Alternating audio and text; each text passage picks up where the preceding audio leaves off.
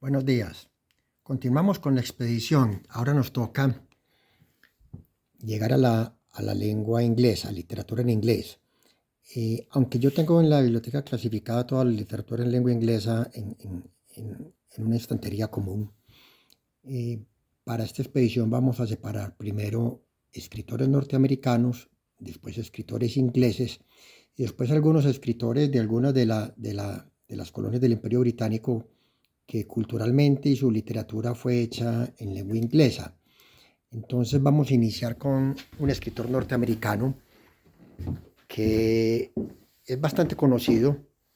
Hablo de Edgardo Poe o Edgar Allan Poe.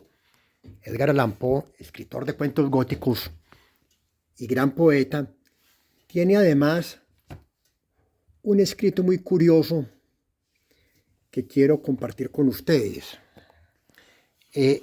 Fue un gran ensayista también de temas con contenido científico. Y hay un ensayo en particular que se denomina Eureka. Eureka es un hito en la literatura, no solamente norteamericana y mundial, porque es un ensayo donde él se propone desentrañar las grandes inquietudes sobre el universo con los avances que había hasta la época. Ya estaban sentadas las bases del sistema planetario de Kepler, la ley de atracción universal de Newton, las grandes dudas que habían sobre esto, el planteamiento de la gravedad, pero ese misterio y qué es lo que hay detrás de la gravedad, cuáles son los mecanismos en que actúa la gravedad. Y él se dedica en un ensayo, en el ensayo de Eureka, a desentrañar todas estas cosas o a pensar con todas estas cosas, pero también tiene discusiones sobre filosofía de la ciencia y en general sobre los métodos de la ciencia y sobre los métodos que en ese momento estaban dividiendo a Europa y al mundo entero, que era cuáles eran los mejores caminos para razonar, si la deducción cartesiana o la inducción propuesta por Francis Bacon. Entonces, en el inicio de este ensayo que se denomina Eureka, aquí tengo este libro de ensayos de Edgar Allan Poe, este primer ensayo es Eureka.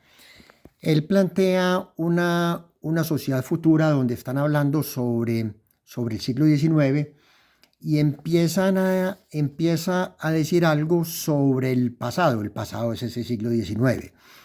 Entonces, escuchen el fragmento.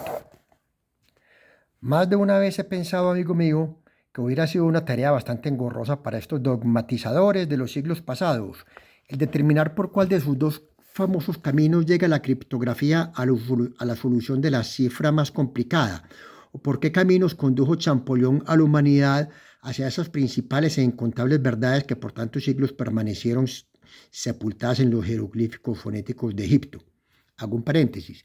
Champollion estuvo en la campaña de Napoleón en Egipto. Napoleón llevó una gran comisión científica y allá encontró la piedra Rosetta, donde tenía un texto en griego, en arameo y en jeroglíficos, y logró desentrañar los jeroglíficos. Entonces a esto se está refiriendo Edgar Allan Poe. Continúo. ¿No les habría costado a estos fanáticos algún trabajuelo el precisar por cuál de sus dos caminos se llegó a alcanzar la más principal y sublime de todas sus verdades, a saber, el hecho de la gravitación? Esta verdad la sacó Newton de las leyes de Kepler, y estas leyes, cuyo estudio descubrió el más grande de los astrónomos ingleses, ese principio que es la base de todos los principios físicos que hoy en día existen, y traspuesto el cual entramos en el reino tenebroso de la metafísica, reconocía a Kepler haberlas adivinado. Sí, esas leyes vitales, Kepler las adivinó, o mejor dicho, las imaginó.